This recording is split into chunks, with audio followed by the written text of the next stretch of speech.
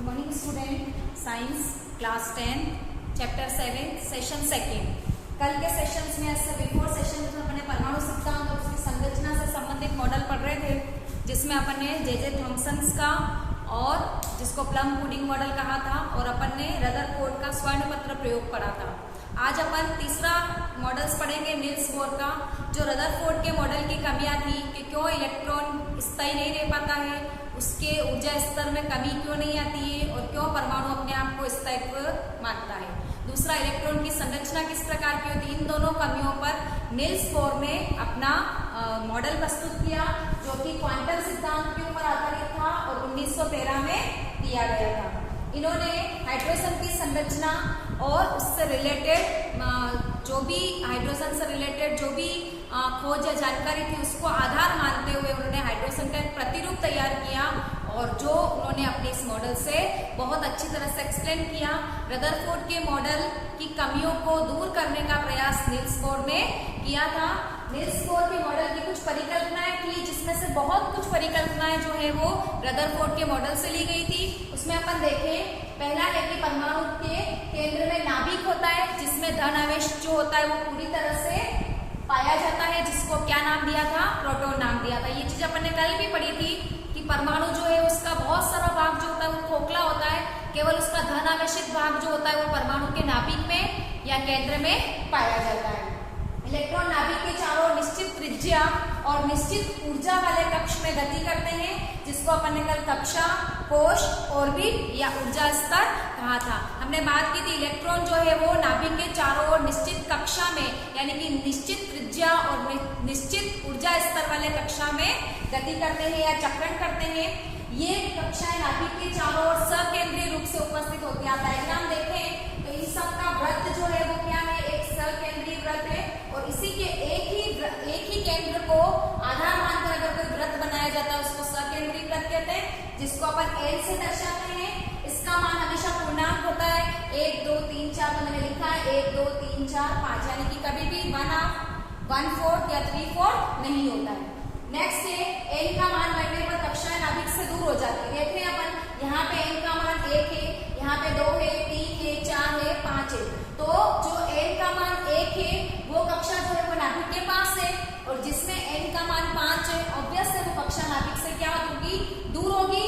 परंतु जो कक्षा नाभिक से जितनी दूर होती है उसका एनर्जी लेवल उतना ही ज्यादा होता है, उतना ही हाई होता है। यानी कि कक्षा 5 की अपेक्षा कक्षा 1 का ऊर्जा जो स्तर है वो क्या है, 5 की अपेक्षा कम होता है। तो अपन इस तरफ से जाएंगे तो ऊर्जा जो है वो क्या होगी, इंक्रीज होती है। कक्षाओं में इलेक्ट्रॉन का कोणीय संवेग mvr = h/2 या इसका गुणज होता है। यहाँ पे हमको पता है कि h जो है वो प्लांक स्थिरांक या प्लांक कांस्टेंट, m जो है वो इलेक्ट्रॉन का द्रव्यमान, v जो है वो इलेक्ट्रॉन का वेग और r जो है वो कक्ष की त्रिज्या। तो हमेशा इलेक्ट्रॉन उन्हीं कक्षाओं में चक्रण करते हैं जिसका कोणीय संवेग जो है वो कितना होता है, mvr = h/2 पाई का मान स्थिर होता है, आपको पता होगा। नेक्स्ट है इलेक्ट्रॉन की एक निश्चित कक्षा में चक्कर लगाने पर इलेक्ट्रॉन की ऊर्जा में कोई कमी नहीं होती। यानी कि नील्स बोर के अनुसार अगर इलेक्ट्रॉन किसी ऊर्जा स्तर में चक्कर लगा रहे हैं तो उनकी ऊर्जा में किसी प्रकार का कोई परिवर्तन नहीं होता। क्यों नहीं होता, तो उन्होंने अपने नेक्स्ट परिकल्पना में इस चीज को बताया था कि जब कोई इलेक्ट्रॉन परमाणु के या कोई इलेक्ट्रॉन परमाणु बाहर से ऊर्जा को अवशोषित करता है तो उसके अंदर एनर्जी हाई हो जाती है और वो निम्न ऊर्जा स्तर से उच्च ऊर्जा स्तर में चला जाता है। देखेंगे अपन कि इलेक्ट्रॉन जो है वो ऊर्जा को अवशोषित कर रहा है बाहर से, अपने अंदर ऊर्जा आ रही, मतलब इसका ऊर्जा स्तर बढ़ गया तो ये निम्न ऊर्जा स्तर से किसमें चला गया, उच्च ऊर्जा स्तर में। यानी कि ये पहले फर्स्ट कक्षा में था और ये कहाँ चला जाता है, सेकंड कक्षा में, यानी कि हायर क्लासेस में मूव कर जाता है।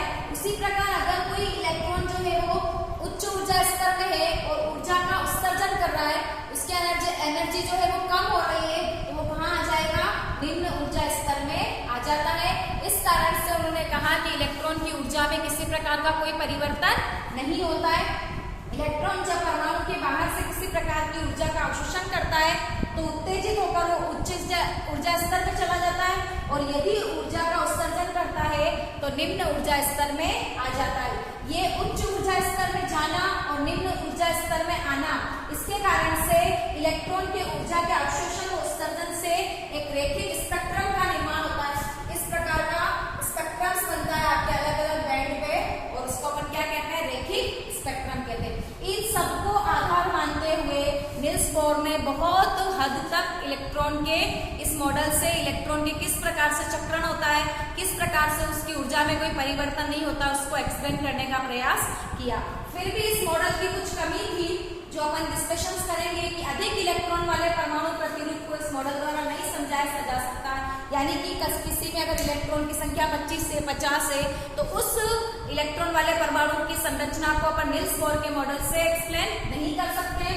दूसरा जो हमने बताया कि रेखिक स्पेक्ट्रम बनता है, ये जो बैंड के रूप में बन रहा है अपने को, ये जो बैंड है ये और भी छोटी छोटी लाइनों में विभक्त होते हैं।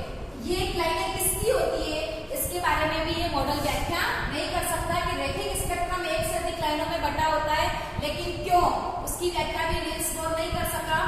ऐसा रेखिक स्पेक्ट्रम एक से अधिक लाइनों में बटा होता है, ये कब देखा, जब इलेक्ट्रॉन माइक्रोस्कोप की खोज हुई या हायर लेवल के माइक्रोस्कोप से जब बैंड्स को देखा गया, स्पेक्ट्रम को देखा गया, तो और लाइनें अपने को दिखी, उसके बारे में व्याख्या मोर मॉडल नहीं कर सका। नेक्स्ट तीसरी कमी है कि परमाणु रासायनिक बंध बनाकर जो अणु का निर्माण करते हैं वो किस प्रकार से बंध बनते हैं, किस प्रकार से परमाणु आपस में एक दूसरे से जुड़ते हैं, इसकी व्याख्या भी निल्स बोर का मॉडल नहीं कर सका। तो ये निल्स परमाणु मॉडल की कुछ कमियां थी। फिर भी निल्स बोर ने काफी हद तक इस चीज को एक्सप्लेन किया। एक यहाँ पे हम एक चीज और पढ़ेंगे कि कक्षा में इलेक्ट्रॉन की संख्या ज्ञात करने का सूत्र भी आपके निल्स बोर द्वारा दिया गया था, 2n²। यहाँ पे n जो है वो प्रत्येक कक्ष क्रमांक है। एग्जाम्पल अगर अपन देखें कि प्रथम कक्षा में कितने इलेक्ट्रॉन आ सकते हैं, तो प्रथम कक्षा का मतलब 2n², n की जगह में क्या लगाऊंगी 1, तो 2n² 2। तो फर्स्ट कक्षा में कितने इलेक्ट्रॉन आ सकते हैं, 2। फर्स्ट कक्षा मतलब क्या हो गई हमारी ये, तो इसमें हमें कितने इलेक्ट्रॉन आ सकते हैं, 2 इलेक्ट्रॉन। दूसरा है सेकंड कक्षा में कितना, तो n की जगह में 2 रखूंगी तो आपके कितना आएगा 8। तो सेकंड कोश में कितने इलेक्ट्रॉन आ सकते हैं, 8,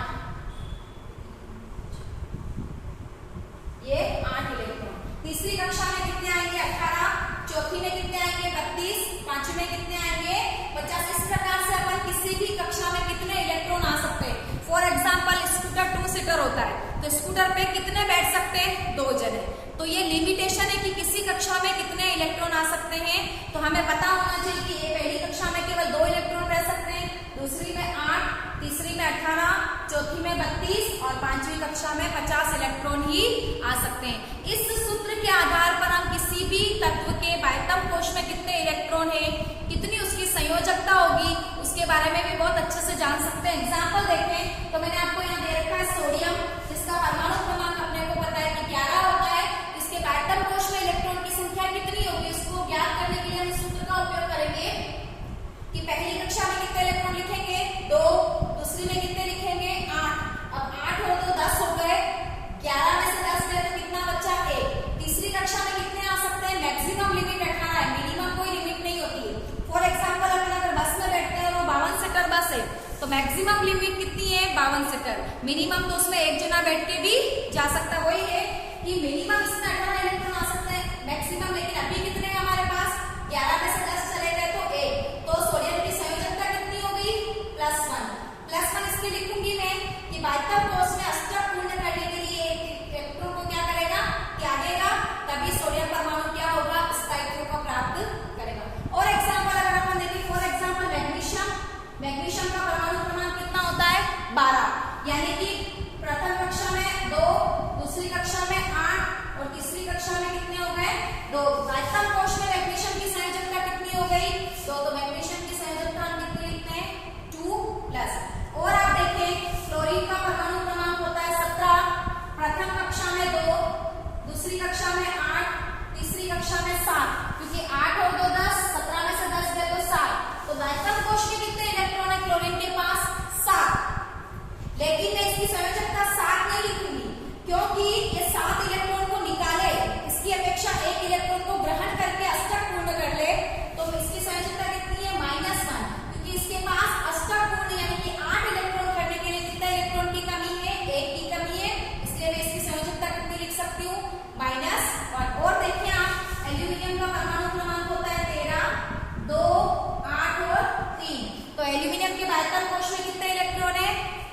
अब ये 5 इलेक्ट्रॉन को ग्रहण करके अष्टक बनाए, इसकी अपेक्षा वो 3 को क्या करे, त्याग ले।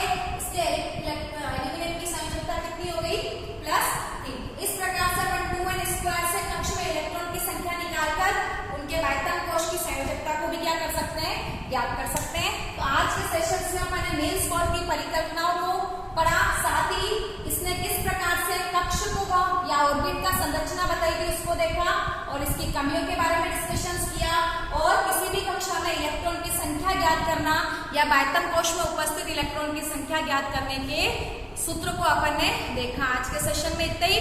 नेक्स्ट सेशंस में अपन तत्वों का वर्गीकरण पढ़ेंगे और उसके ऊपर डिस्कशंस करेंगे। Thank you.